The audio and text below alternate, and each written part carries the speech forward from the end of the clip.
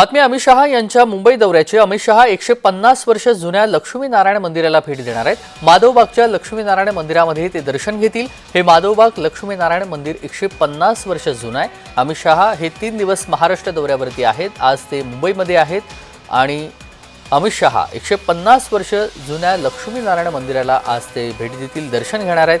स्थानिक लोकांचं आणि मुंबईकरांचं शान असं ह्या मंदिराची ओळख आहे आणि या ठिकाणी स्वतः लक्ष्मीनारायण यांनी वास्तव्य केलेलं आहे। लक्ष्मीनारायण मंदिरामध्ये गणपती, शंकर, हनुमान आणि शनिदेवाचं मंदिर आहे। अमित शहांना इथे आम्ही येण्यासाठी आमंत्रित केलं होतं आणि ते आज येत आहेत असं तिथल्या पुजाऱ्यांचं म्हणणं आहे।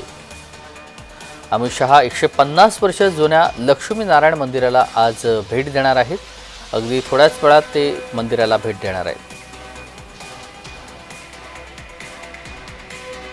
आणि या सगळ्या संदर्भात सविस्तर तपशील आपण जाणून घेऊयात। महेंद्र जोईल आपले प्रतिनिधी जोडले गेलेले आहेत। महेंद्र, अमित शहा 3 दिवस महाराष्ट्र दौऱ्यावरती आहेत, आज मुंबईत आहेत आणि ते लक्ष्मीनारायण मंदिराला भेट देऊन दर्शन घेणार आहेत। सविस्तर तपशील।